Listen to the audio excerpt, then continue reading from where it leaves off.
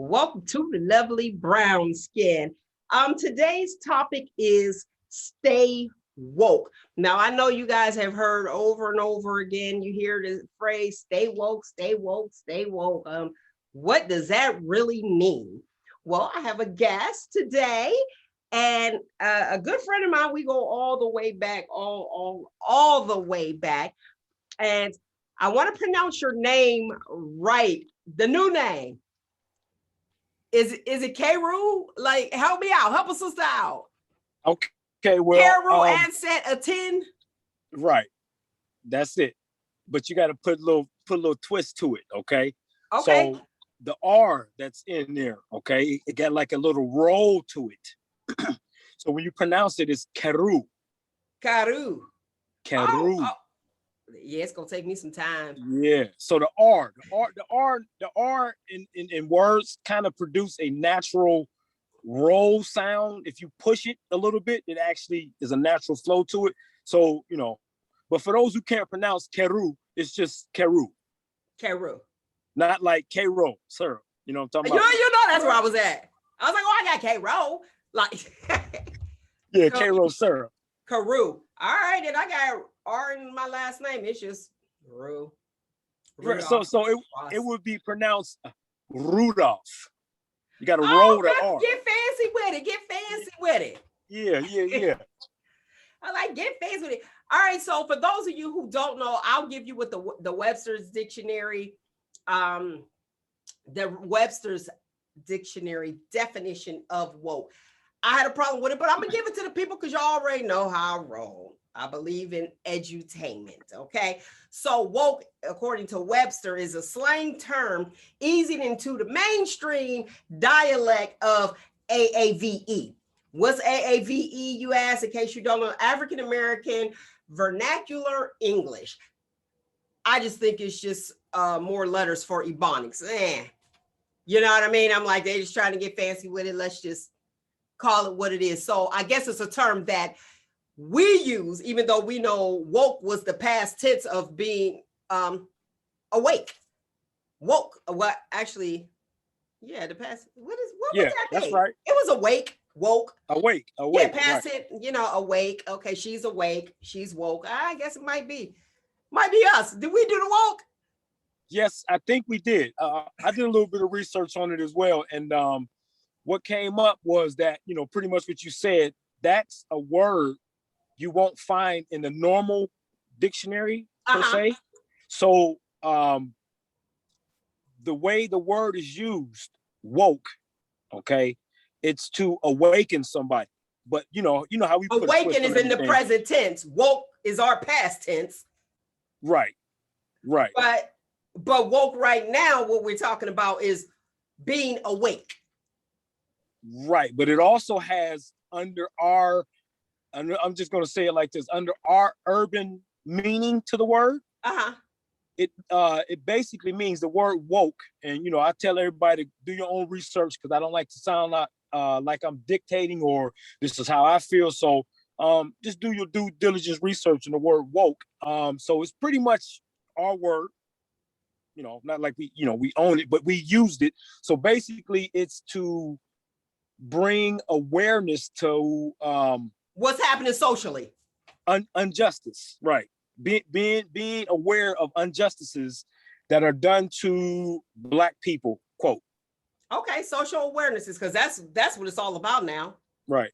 Our injustices that's happening, what else has been happening a long time ago, and we're at the time where I don't know if you don't know. I want you guys to take some time after the show, after Brown Skin, take some time and research Bloody Sunday. And I'll kind of give you a quick review. Bloody Sunday is actually what's happening right now where the police was killing Black people back in Selma. So way back. So this is an ongoing thing. This is nothing new. And it's like, oh, this is happening right now. Even when we talk about George Floyd and they're, picking a jury for that ex-police officer that killed him, that murdered him. I think that everybody who was asleep and tired and yawning, I think they woke up because of coronavirus. Everybody was still and wasn't moving. So during this particular, because it's been going on for years, like I said, decades it's been going on. And everyone was able to see that video because we all had to stop. And I think that if we didn't have the COVID, people still would have been going on with their life like, oh, what happened? Okay, then they on it a little bit, just like the Breonna Taylor. They're on it for a little bit and then they move on past that and go to something different. But everybody had to stand still and they seen that it was blatant murder. I'm going to say it's murder. They wouldn't have never picked me for the jury because I'm already like, bye. You know what I mean? So that's the woke. So we can actually agree is social awareness, is being aware of what's happening in the injustices to our people. So welcome again to Brown Skin, the clear and uncut conversations about us. I wanted to, I asked for you to come on the show, wanted you on here because I want you to explain explain to us when we hear, as far as brown skin people, when we hear the woke person, because I ain't lying, it's some people that's over the top. I mean, they woke. Like, right. Woke. And I was like, I understand passion, but they're mad at me because they think I'm asleep. You know? They think I'm taking a nap. I'm like, wait a minute, I understand. I see it. We do things differently. We channel things differently and we respond differently. So you introduce yourself to the listening audience and the viewing audience. Okay, everybody, how y'all doing out there in the world? Okay. Real quick, a lot of people recognize my face. I don't know if y'all can see me. Okay, let me take my hat off. Okay, so currently, my name is Kheru Anset Aten. Okay, a lot of people know me by Shahid. Yes. More people know me by Terrence. Okay. Yes. So all those names, I use all of them. I don't have any problem if anybody uses any one of those particular names. But I'm a longtime friend of Mel's. We go back to teenage. Yeah, you knew me more than half my life. Yeah. And one thing I want to say about Mel, everybody, Mel has always been an upright person as long as I've known her. Thank you. Yes. So when she asked me to come to the show, I felt like I was being nominated for an award or something. Okay. Because I watched the show numerous occasions. I haven't watched all the show in its entirety, but I get bits and pieces, and I see what she stands for. And basically, she's just trying to bring, awareness through her talk show to all the issues that we are faced to on a day-to-day basis. So we need awareness, and this is why I think that she asked me to come on the show to talk about woke. Yes. As we know, woke is synonymous to awareness, being conscious. Okay. So basically, I don't want to ramble on about myself, Mel. I would like you to kind of ask you the questions and just get into it. Yeah. Oh, and I'll do my best. My best to answer. Okay. All right. Well, let's start from here. Terrence. I knew Terrence. Then Terrence went to Shahid. Talk to me about that.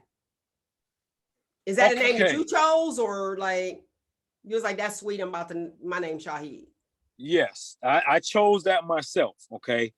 I have been on a path for a very long time of being woke. Okay. As he used air quotes to the listening audience. Go ahead. Right. Woke. Okay. And a part of my awakening started through certain rappers. Okay.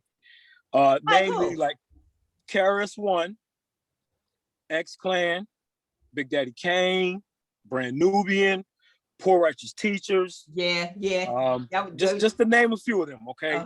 And back then, when those guys were coming out with those types of songs, it awakened me through music, okay? These guys were talking about a whole bunch of social issues and things as far as culture, and I gravitated towards that. Okay, so to make a long story short, as years went on,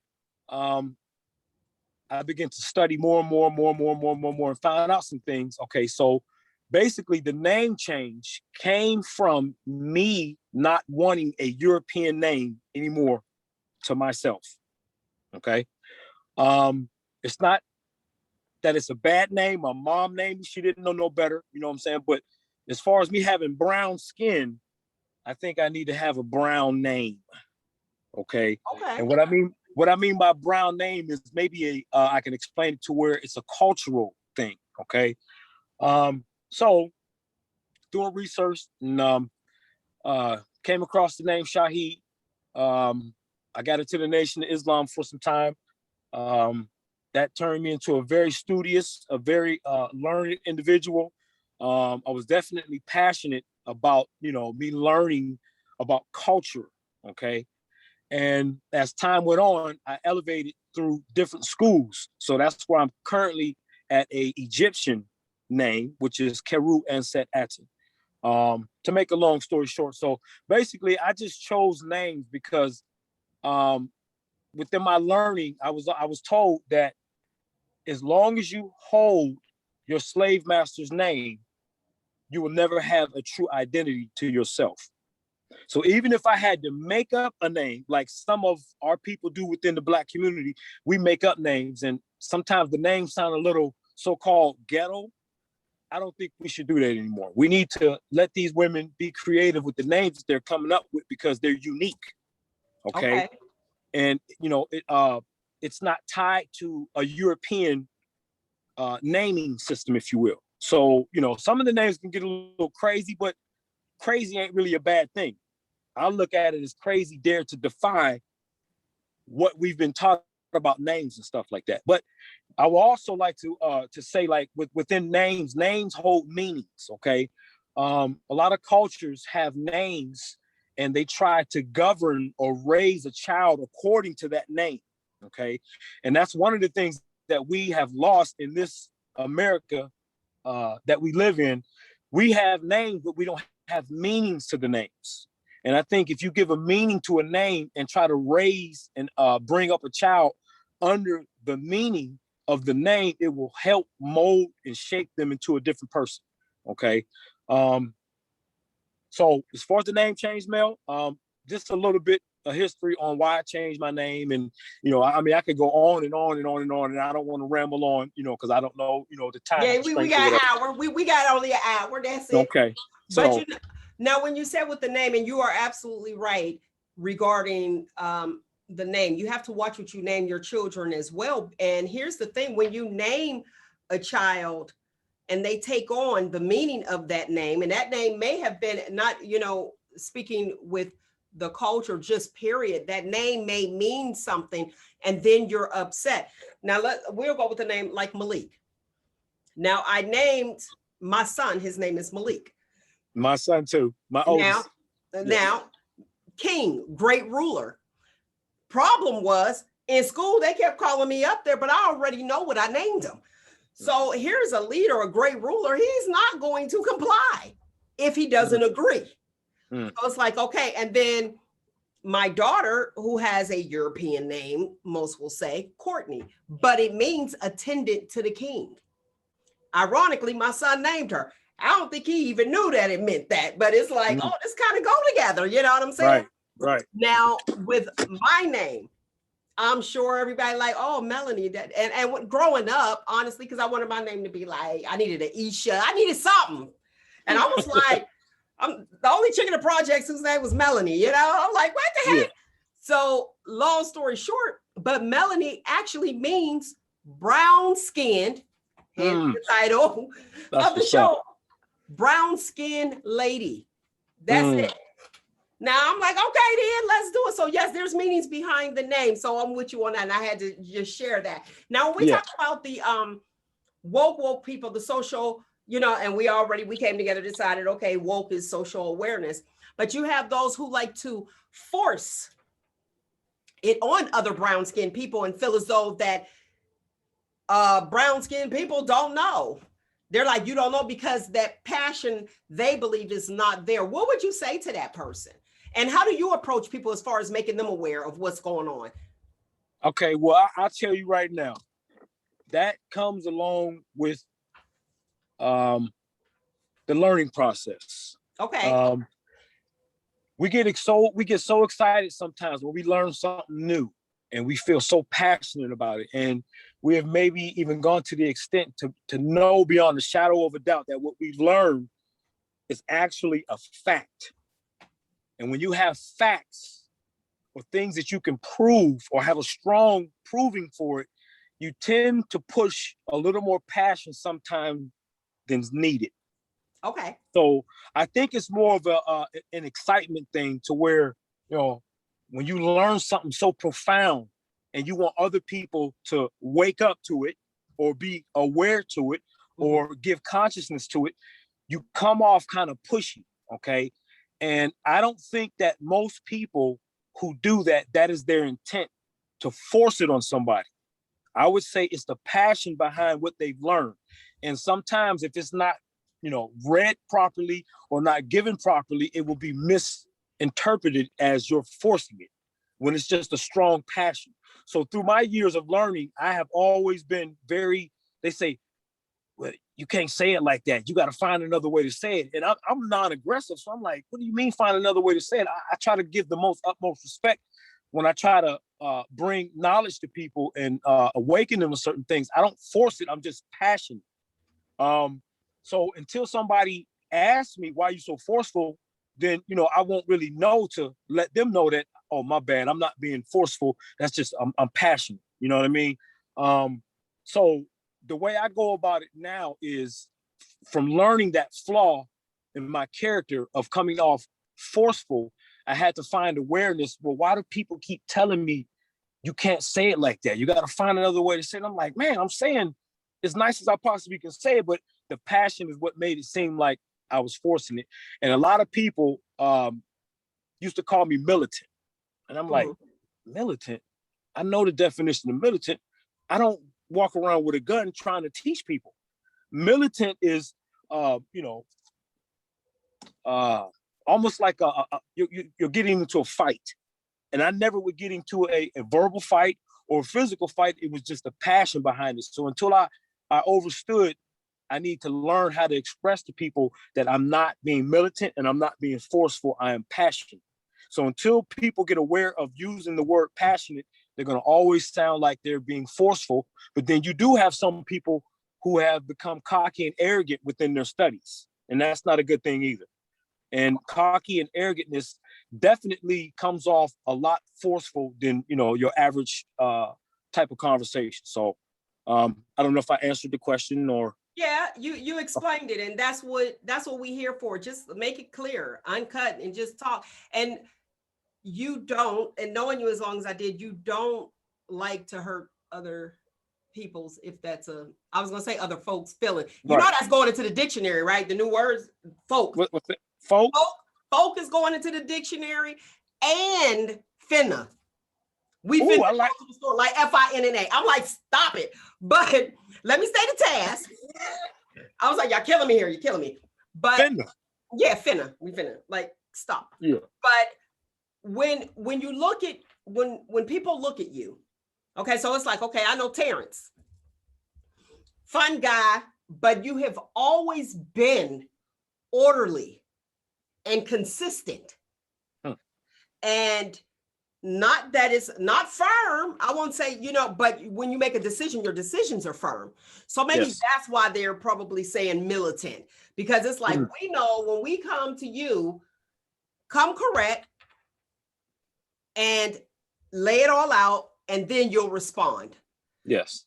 Because there's times even, you know, I don't even remember, we'll just be having a conversation where you'll look, and I don't know if you know what it said, but you'll look in the sky, you was outside with that, you'll like look off to process it, then you answer. So I wouldn't say, like, I don't know if they meant it in like a derogatory way. It might have been a compliment, and that was the best way they knew. But we know coming to Rashid, you come correct. Right. You know what I'm saying? So it's like, okay. And if you have a question, and you are open, you are very open. If you have a question, it's like, just ask me and I'll talk to you. Do you find that the garments that you wear, people are afraid of? Do you find that it's like, it's intimidating? No, I think, that's because you have it on. You're wearing it. Well, I mean, people that know me, they shouldn't feel like they couldn't ask me a question. Now I can get that from somebody else who, like, who's this guy? What the hell's going on with this guy here? But people who know me, they should never feel that way. They know, listen, I don't want to hurt nothing. So ask me. I've never, like I said, I've never screamed down on somebody. The guard should actually incite you to ask the question, what is that? But the way things are, I'm just keeping it 100. The way things are, people are intimidated by that. You have people that are not brown skinned that want to ask us questions about our hair and can't and don't want to be offensive. That's where that white fragility comes in. But as a brown skinned person, and you know me, I'm the listening audience, keep the questions coming. I'm trying to ask them. I'm trying to ask them. Some people feel as though that they don't know if you're going to be that woke person. It's like, oh, and so what they do is they compliment you. That's nice. But want to ask questions. What does that mean? You know what I mean? And pretty much like you said, people that don't know you, they're like, okay, wait, what am I getting? The fear of the unknown. I'll put it, that's it.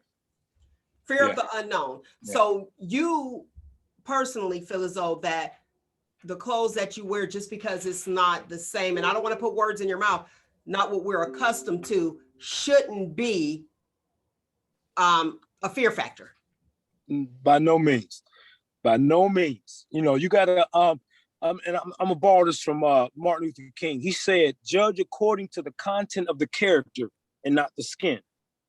Okay. So I would like to think that what I have on does not intimidate a person. But then again, who am I to say, what's intimidating and what's not intimidating? You know what I mean? But I really do wish people would ask questions. You know what I mean? Instead of just speculating and assuming, just ask the question. If I don't know, I'm going to tell you I don't know. I don't like to lead people in the wrong direction and tell them one thing when it's the total opposite. So for anybody who see me in the future, and I might have this worldwide, so everybody's gonna see you. Okay. So if you ever see me out somewhere, hey, ask a question. If I can answer it, I'll do the best of my ability. That's all I can say. Never be intimidated. I would be more intimidated by, I don't mean to go here, but I'm gonna go here. Dude walk around with his pants sagging. I'm more intimidated by that. Go there. You know what I'm saying? Like, what in the world is going on? Where's your thinking? Okay, you got your pants below your waistline, and I don't know how you manage to keep them up, but you know what I mean? To me, that's a little intimidating, because real talk, I be wanting to go up and strike a conversation with brothers who wear their pants down like that. Like, dude, what is possessing you to wear your pants like that? Do you not know that people look at you, and you might not care, but the mass general population looks at you like something's wrong because you can't pull your pants up? Yeah, or you need a belt. But I'll tell you the answer to that, and I'll tell you how we can correct that. Well, we know things are a little different now, but men like women. If the women stop dating these guys, they'll pull their pants up. Right. You're trying to impress. And, I'm not a guy, but guys, from what I know and seen, they try to impress females that they like. So if we are not requiring certain things, it's like, oh, and if we're going to date you with your pants hanging down, guess what? I don't need to pull them up. Yes. So our young ladies need to adhere to that, because guess what? You can't bring them home. You gonna bring him home to your father with his pants hanging down? No. But what you did when he sat there and spit game, you accepted it. So he knows your standard, where your standards are, because you accepted it. So we have to actually that'll pull them up, and once they realize they ain't gonna get no coochie. I'm like, we need to do it. We need to do another topic on that, because I got a lot to say about that. And just like you said, it starts with the feminine power. Y'all got so much power, but it's almost like the power is unaware, or the power. I don't know why. I don't know why. Power of the P. The cat. There you go. I don't Listen, know. Right. That the power of the P give birth to us. Okay. There is only one way into existence, and that's through you all, females. So you gave us power, first and foremost. You gave life. Okay. So we need to do a topic on that because we need to bring awareness to these young females who are up and coming. Real quick, I had did some community work for the Boys and Girls Club, okay? And make a long story short, I got up in there and they were doing some things that they had to do was because it was government funded. So they kind of got their hands tied. So they got limits to what they can say to these kids. Now I ain't talking about black, white, I'm talking about people. Right. Okay. Children. If we want to get into the black and white issue, we'll get in where we're supposed to. But I had the microphone talking to the group of kids as one body. Mm-hmm. So I see that I was gravitating more towards the males, okay, which may be because I am a male, okay? Mm-hmm. But the females, they may have been gravitating towards what I was saying, but I really couldn't go in how I wanted to go in. And this is the reason why. Because the first thing, if I start empowering these young women, the first thing somebody gonna try to say is, this boy trying to holler at them young girls.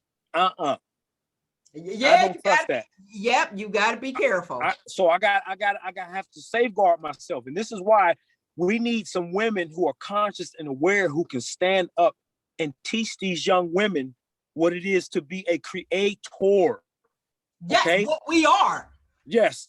So I'm gonna go to the biblical aspect of it. The name Eve, since we got on the topic of the meaning of names. Eve means the mother or the creator of all things living. Why ain't they being taught that? Okay. So like I said, I can go on and on about this topic. We're gonna have to make this a topic as well. We're gonna have to make it, but we're gonna have to make that work. We're gonna have to do boom, you on one side, I'm on the other side, split them up, and then come Right. So right now we're just jumping around a little bit. So like I said, I don't like to hog the mic. So once again, due to the time, I'm gonna yield and we just keep it flowing. Okay, it's all good. Black on black crime, and I'm not talking about physically taking a gun and killing each other. I'm talking about mentally spitting venom on your brother or your sister. What's your thoughts on that? Okay. And go ahead, and then I'll tell you, we could break it down into categories. Okay. I'm gonna try to simplify this here. Okay.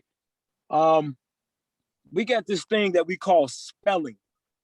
Okay. You got a spelling bee. You have a spell that a magician may cast. In order to form a word, you must spell the word SPELL. Mm-hmm. So words are very powerful. And until we get awareness of the words that we use towards one another, we're going to continue to be at each other's throat with attitudes and physical and all this type of stuff, because we're not aware of the words that we're using are literal spells. Okay? You take a letter, A, B, C, D, E, F, G.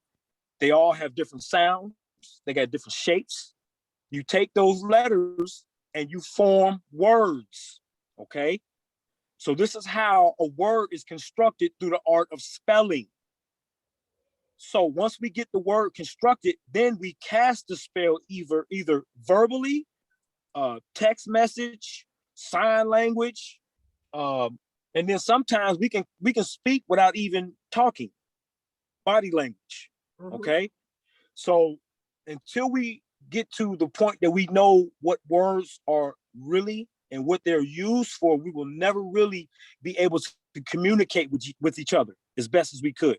Because there's a lot of words that we use on a day-to-day basis that don't have anything to do with what it really means. We've gave it our own definition. So certain words have to be addressed because they're so powerful. And if we don't address those particular words, we're either going to use the power to harm, or we can either use the power to heal a person with words, spelling. So we have to watch how we cast our words toward one another. Because if not, we can have some conflict. So with that, I'll yield on that. Okay. Now, speaking of words and giving words power, because it's us that give the words the power, let's talk about the most popular, the popular pronoun, okay? Pronoun, proper noun, wherever you want to use it in the sentence. The word nigger. Okay, yeah, go ahead, take a sip. The power, the power behind that word, I can't believe it has that much power. How does that word affect you when you hear that? If somebody, okay, let's go with somebody just saying it to somebody, not nigga, like that's your boy, whoop-de-woo, you know, because it's all about the context in which it's used. Right. Again, the power. Go ahead. Let's talk about that word. All right. Man, we could talk for years on that word, but I'm gonna try to be simple and plain with that word. Okay. Okay, go ahead. For me personally, like I just got done explaining, I have learned to diffuse the power of that word. Okay. Okay. There's a lot of talk about the word coming from this culture, that culture. The Europeans use it as a derogatory term. So this word got a lot of roots connected to it. Okay. There's a lot of made up meanings to the word. I don't care who's using the word. There's a lot of meanings to it. And I think some people allow the word to have control over them. And then other people's, they use it as a term of endearment. Okay. Like, you know, what up, my nigga? Okay. Yeah, they're my niggas over there. Okay. So the tone and the way in which we're using it also plays a part. Okay. The spelling the spelling, remember, the spelling plays a part as well. So we have the word nigga and we have the word nigger. Okay. I ain't never heard nobody in the Black community refer to one another or somebody else as those are my niggers. What up, my nigger? I'm going to hang out with my nigger. Okay. So first and foremost, the tone and how it's resonating just don't sound right. Okay. We're soulful people. We know what sound does to us. So that particular pronunciation of the word, now I'm not trying to justify the word. I'm just trying to put the things about the word on the table that we need to be aware of so we can either continue to let this word cast a spell on us to whether we're being influenced to the point where we want to fight somebody, or we just look at it as, oh, you know, you just saying what's up. Okay. So what I will say is, when we use the term nigger, we can also flip that word and be like, man, let's go get them niggas. It takes on a whole nother frequency and tone. Man, you know what this nigga did to me? Okay. So the tone, we got to pay attention to tones and be sensitive to tones, because sometimes the tone doesn't match the word. Okay. We have to match the tone with the word. Now, tone. We're going to go with the examples that you just used were pretty much aggressive, like on some get back. You know what this nigga did to me? Let's go get these niggas. That's like, okay, this is, so there's your, and I'm going to say black on black crime, because we don't allow the white people to use the word. They can't even say, you know what I'm saying? Yes. You know, like, so boom, so there's your black on black crime. But when you use the word nigger and you write ebonically, that ain't it. It's just, it's N-I-G-G-A-H or A. Now watch this. If you know, I'm not responsible because the word don't bother me. If somebody was saying it around me, I'm gonna do my best. Hey, nigger. Well, me personally, I would. This is how I get down. I would ask them, "Why are you calling me that first?" Okay, and if they will sit there and let me talk to them, because some people are in such a rage, they don't want to talk. They just want to say the word and skedaddle. No, I want to get inside the psyche of that. Why are you using that word? That word has no power over me. So you're wasting your power. Okay. Now watch this. That ER, listen to this, man. Just a suffix. That's it. If so, right. But that suffix is also an acronym. Okay. Come on, tell me. Come on. If other people, other races want to use that ER, they may get sent to the ER, the emergency room. Right. It's not a good word. Okay. Now, see, if somebody were to call a nigger, I'm not going to respond. I'm not going to respond because that's not who I am. And it is the recipient that actually gives them power, that gives power is energy. Same. So it's like, why can't we change the narrative? You have people that will sit there, no lie, that will sit there and use the word and laugh and have it on camera, be like, watch this, nigger, watch the response, because they know that they're going to get a response. So they watch this. Go ahead. Let me jump in. This is another thing I like to hit those people who like to use that word. Okay. And I'm gonna use the Bible because that's a well-known book. Okay. So any and everybody that's listening, I challenge them, not so much a competitive challenge, but just to take the challenge to do the research. Go ahead. The book of Acts, chapter 13, verse 1, refers to Simeon or Simon and Barnabas. Okay. Simeon or Simon, however you want to pronounce it, was Jesus' half brother. So according to Acts chapter 13, verse 1, they were called, and I'm going to spell it out, Niger, not two G's, one G. So how do you pronounce that one G? Niger. That one G That's a long guy. So Niger, okay? Right. Or Niger, which you have two places in Africa that go by that title, Niger, Nigeria. Yep. And the river Niger, which happens to be a black-looking river. Okay, so that word, we got to do the utmost due diligent research on that word to find out if that's our word that has been manipulated like everything else, regurgitated, and then given back to us as a racial slur. That's why it has so much power towards us. It's something about that word. It's something about that word that we're not connecting to.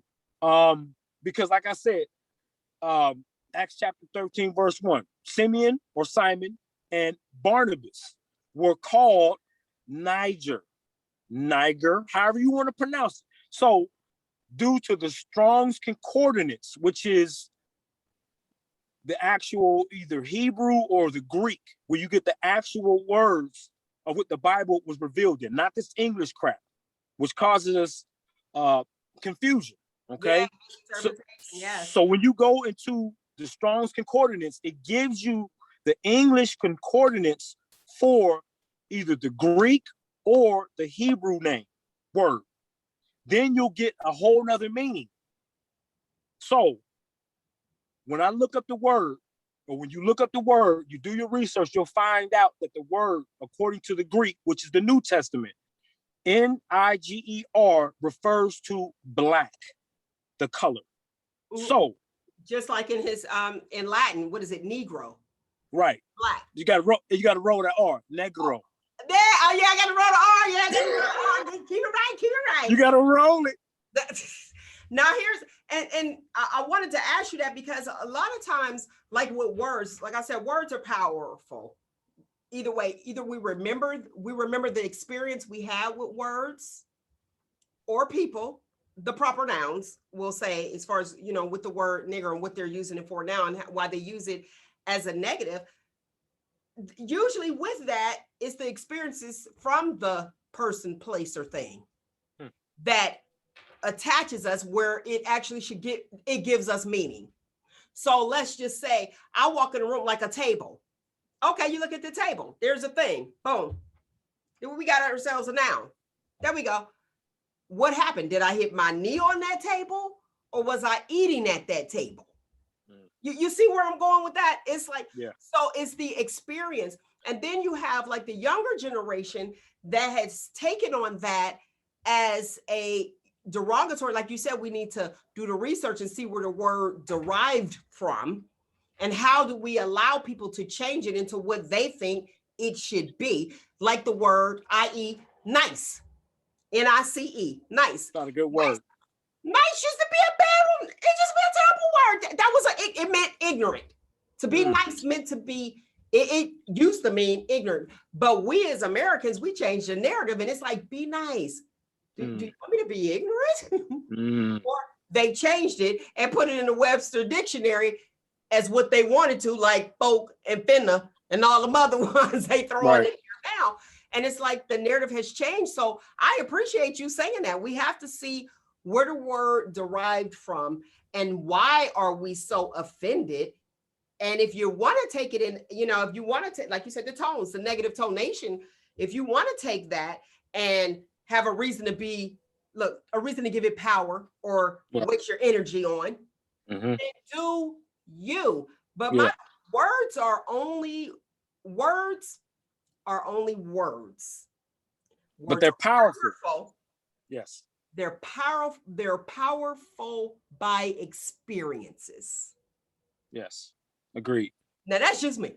I agree. That makes reason. So when you have something that's negative, somebody's calling you out your name. If I'm walking down the street and somebody say, "Hey B," I'm not gonna respond. If they say, "Hey shawty," because I get that a lot, I'm not gonna respond. I'm 5'9" and you can't come at me like that. Hi, how are you? That'll work. Right. Hi, how are you? You don't even have to address me. Just hi, how are you? Just a greeting is fine. But we have to say what's acceptable to us. And it's what we actually accept. And that's it in a nutshell. Yeah. That's it. That's it. And we got to let people know, because I don't think there's not enough talk of how we are to conduct ourselves with the power of words. That needs to be a class in school. How to use words. Okay. Yes. And then also, you know, we gotta pay key attention to the context of which words are used. Okay. Because I know sometimes when you're texting or you're when you're digitally using words, sometimes the visual will give off a negative. Okay. But you didn't mean it like that. So words are very powerful from sight, sound. You can't really smell words, but if somebody say chicken, you know what chicken smell like. So you kind of can. Immediately. Right. You're like, wait, is this fried? Words are powerful. Yeah. Watermelon. Words are powerful. You remember that smell. And that's just how powerful words are. Yes, it's salivation. So you are absolutely right. Words are extremely powerful. Powerful by experience. Right. There you go. It's like, okay, I remember that. Boom, boom, boom. If you never had it, you'd be like, okay, crickets. You know what I mean? Right. So look, check this out. I taught this to my sons. Wait. Go. Pin that. When you were talking about texting and you're talking about the words. Now here's the thing, and you are dead on with that. When you say you could text somebody and somebody can receive it negatively. But to me, if you receive it negatively, that tells me you have a negative state of mind. And you can read something just like, you know, when you did your example, you can read something, but like, what's up? Okay, simple words like that. What's up? Boom. Now, you've been calling me 3 times and I haven't responded. You don't know what I got going on. I could be busy working and I hit, what's up? With a smile, but you read it, what's up? Like, oh, she must think I'm bothering her. You know what I'm saying? So, oh my goodness, yeah. So not knowing, and so that texting thing, I try to steer clear from that because that texting thing can take you all the way to the left, but usually it's the mindset of the individual and your experience and how did that person make you feel the last time that you seen them. And that determines your conversation. That's why I always say reboot your hard drive. Even like this whole topic right now, as far as like being woke, reboot your hard drive. Sometimes, you know what I mean? You may have been taught a certain way the whole time, and then you decided, okay, let me reach out and learn the truth, just as you did. Kheru, I can't do the R's. Kheru, Anset, Aten. You know what I mean? It's like, okay, I'm about to change this. This is what I'm doing. I'm learning. You know what I'm saying? I'm rebooting my hard drive. You brought me up this way. Thank you very much. And I'm one that always say, accept diversity, respect culture. And that's anybody. And that's where a lot of the issues of peopling. That's where the problems come in. That's where the disagreements come in, because people aren't respecting the culture of other people or the diversity. They want everybody to think the way that they think and do things the way that they want it done. Right. Go ahead. Would you say you're telling your son what now? And then I'll move to the next one. The next point. Teaching my sons how to not get caught up in that word. Okay. Okay. Very good. So I give them defense. Okay. I tell them don't let that word bother them. Then I give them a brief little history class on the word and why it seems to be this way, but you can't give it no power. So I tell my children that if a person from another race uses that word towards you, okay, and it's used in the contents of a harmful way, you got to defend yourself with that, okay? So basically, I taught them that if somebody calls them that word, you can do two things. You can either ignore them, but what you ain't going to do is you're not going to let your guard down, because now they have said a word to you that you might not see a here and now threat, but somewhere down the line, they might try to bring harm to you. So you can ignore the word, but don't ignore the person now, because they might try to come back and get physical. They just open up the door that says, I don't like you. Keep your eye on. That's all I say. Then I have another little weapon, and this is for those extreme racist people who just don't want to see it no other way. Okay, well, you know what? I'm going to snatch that word up out of your being, okay? And I teach my sons, that's going to go over people's head, but this is how I tell my sons to respond and defend themselves if somebody wants to use that word and don't want to fall back. You say simply, that's why you got to use sunscreen. What? Who responds like that? Right. That's not an average response. The next time they on the beach and they putting on sunscreen, okay, they'll realize they will be woke at that time. Well, those niggers don't have to wear sunscreen. So I might get that a point across, or they might be lost in the sauce. But that's how I teach my son just that. That's why you got to wear sunscreen. I don't. Most people don't. I get, like I said, I give them a whole breakdown and build if they need to use that to explain to them what the hell is going on. So basically, the word just no power. Mm-hmm. But I got defense for those who want to keep forcing it. So you got defense though. Be like, oh, I got armor. Yeah. Like I have the armor. Now I want to talk about the wait your turn. As Black people, we tend to, okay, this person, it's their turn. They've been waiting. It's their turn to be in leadership or politics or wherever. And everybody's going to go and we're going to vote for this particular, I'm just giving you the example. We're going to go and vote for this particular person. No, you can't run. You got to wait your turn. When you hear people saying, wait your turn, as a Black person or as a brown skinned person, let me use the title of the show, as right. A brown skinned person, how does that make you feel if you know you have the talent and somebody else has the talent? They've probably been waiting 15 years and they're like, no, we're not going to vote, as if it's like a gang within a gang. You know what I mean? It's like, okay, well, we're going to all vote. All the Black votes is going to go to this Black person and not to you. And no, you can't run at this time. What's your thoughts on that? That's kind of tough because, is that a part of, when I'm switch up the term here, is that a part of paying dues? Some people pay dues for a long ass time and they should have been had they dues served to them. Okay. So here's the best way I would handle that, okay? If I gotta wait my turn and I may have some better feedback or better input or better strategies than the person, I'm gonna have to ask them to hear me out.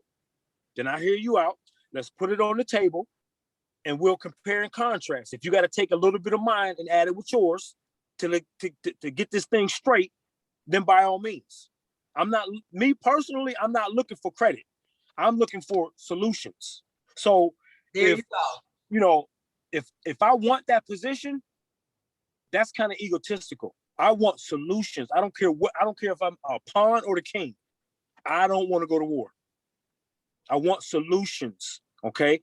But, you know, for those people that feel like they've paid their dues or somebody's telling them to wait. Here comes the new guy and they want to go ahead and they want the position. And they're like, no, wait, we're going to go over here. I don't need you to run it this time. I need you to do this and sit still. And I want you, we are going with this guy. You need to come on board this way. Well, the crabs in the barrel syndrome, to me, that's what it seems like. But go ahead. I just want to know your thoughts on that. But I just gave mine. It's like, you need new blood, but that's just me. You need new blood, you need new people, you need new ideas, like you said, the solution and not the accolades. But what is it? Bishop Noel Jones, the intent is in the content. Are you there just for the accolades? Like you said, like, oh, okay, well, that's who's in there, and I get to pad my resume, not even resume, my obituary. I get to pad my obituary, so it's 3 pages long. Half of us ain't even gonna read it. I ain't gonna lie. We just go look at the pictures in the back of your obituary. Or are you there to make a difference? Yeah, that's the big question. What are you here to do? Okay. Now, you know, if I was a CEO of a job or whatever, you know, eventually my day gonna come with somebody gonna have to take over. Okay. But no matter whether I'm at the top or I'm all the way at the starting bottom, you have to understand that you must be willing to have your intentions to be a solution solver. You're going to work your way up, okay? And, you know, I don't know how many CEOs you can have at one particular time, but the best qualified person, most likely to get it. But we have to be fair in our dealings to where when we're putting things on the table, we look at this person's resume, we look at that person's resume. It might be even a close call. You got to figure out what the call is. Right. What the call is. Like, what are you trying to achieve? But you do have those, and I'm just going to keep it 100. You do have those people that they wait their turn. We need them to be in charge when they're actually not in charge. It's the person, like you said, your time is going to be up, but then you're in charge. So you dictating from the house. You know, you understand what I mean? I see this, and I just wanted to know what's your thoughts. And I like which, you know, the analogy that you used, but how do we fix this? And we need this new blood. And you actually pretty much said, what do you have? What do I just want solutions. Like, here, you can use this and you can use, you know, or let's see, whoever it is, let's all work together as a team. But you hear it over and over again. Brown skinned people cannot work as a team. Other races, they can stick together, which I beg to differ because it is there. We just don't see, you know, inside. It'd be a whole lot going on, okay? Right. But you hear with us over and over, oh, we can't never get along. We can't come together. That's why we're the only race that don't. And that bothers me too. We're the only race that can't come together. Not true, but it's sad. Back to the power of words, that a brown-skinned person is saying we are the only race that can't come together. Why are we already condemning ourselves? We're already stopping ourselves. We're already putting the ceiling. Curse words. We're cursing ourselves with that statement. Absolutely. We got to reverse the statement. There's no other way. They say if you put it out in the air, you put it out into existence. Or what do they say? Mama always said, watch what come out your mouth, you know, because it might eventually come your way. Yeah. And we keep saying that. We keep saying Black people can't come together. Well, you know, Black people can't come together. We are empowering the spell even further. We can kick it together and have a good old time. But something positive, why is it that we say that? We put that ceiling on there. It shouldn't be a ceiling. No, you can't. Let's keep going. And yeah. Frustrating. Curse words. It's extremely frustrating when you tell people they can. And you tell your children, you can. And it's like, okay, you can. And then once they fly and they're out on their own, they're onto something different. And, you know, other people are pouring into them. And the stuff that they're pouring into them are curse words. Curse words. I'm glad you said that. Curse words. Right. And that's what you need. That's what we try so hard to prevent ours from being around, because we have to protect our positive energy. We have to. We gotta, you know what? We gotta learn how to better communicate. And I don't like to, you know, because sometimes I I could get a little deep in conversations, and I try not to do that intentionally, but sometimes I have no choice but to kind of pull you down this way so you can really see what I'm talking about if I'm able to help you to see. But we gotta be aware of some things. We curse one another by the very words that we use, and we don't even realize it most of the time. So we need to learn how to communicate towards one another. And I'm not even talking about speaking all proper. It's just say what you mean and mean what you say. We got to be fluent in our words of understanding to where we can help one another see, look, I'm not trying to bash you. I'm not trying to tear you down. I'm not trying to say we can't do it. But, we got to cover all angles and, sides to this before we can really get rid of the curse words, because it's the words. Words curse us so much, Mm-hmm. So. And I agree with you. Black on black crime. Black on black. Black on black. And it's like, come on. But those that don't want to be woke, what would you say to them? You know what? As frustrating as it is, that is their choice. Okay.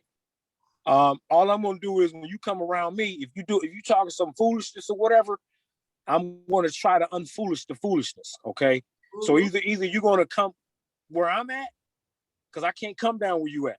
Okay. Because I notice sometimes where, because I'm always trying to talk something positive. Sometimes it comes off that, man, you ain't got no chill with this positive. You're always positive. And sometimes when I go down to a less, positive perspective or topic, I kind of look foolish. So that's not my character. You know what I mean? Yeah, that's not. So I got to bring people, either you're going to come up here with me or I'm going to run you away from you. So the people who don't want to awaken, it's sad, but that is their choice ultimately. So I don't really know what to say, You said, so that's it. It's like, here's a ladder. It'll be hooked at the top of this barrel. Right. And if you want to climb on up, climb on up. Otherwise, it'll be here. But I'm going to go. And I get it. I get it 100%. It's like, yeah, I can lead you. What's that saying? You can lead a horse to water, but you can't make them drink. Right. Here's the information. Here's what you need to be successful. But I'm not going to do it for you. You have to put in the work. Do the work. All right, lovely people. I'm getting ready to end the show. We are getting ready. So I'm like, I had such a good time. See, that hour went fast, didn't it? Too fast. I'm ready to talk for I'm ready to do like a 10-hour show. So I can keep going. Like, I'm ready. Today's footnote is accept diversity and respect culture. Everyone is different. I'm sorry, there's no cookie cutter on us. We're all individuals. Come on, Kheru. Go ahead. What'd you say? Kheru. There you go. Kheru. Any last words to the listening audience? Well, with all that what we said, we need to focus on our expression of words. Okay? Be very mindful of the words that we choose to use. Sometimes we got to stare off, like I'm always staring off, because I'm actually staring off into words or a blank easel. Okay. Mm-hmm. And I'm trying to find the right colors that I can paint the right picture with my words. Okay. So the blank canvas. Go ahead. Right. So whenever we start a communication or talk to somebody, remember that it starts off blank, and we can make a lot of ugly pictures with the words we choose. Everybody's not the best artist, but I'm pretty sure everybody can, paint, a little bit, what I mean? I like that. Meet people with a blank canvas. Don't prejudge people. Yeah. If you don't know, ask, come up, approach, because what we already know what's memorable about every person that we leave. We always remember how they made us feel. That's what you remember, your experiences. Hey, listen, lovely people, you are tuned in to Brown Skin, the clear and uncut conversations about us. See you next Monday, 4 p.m. Brown skin. Peace. Peace.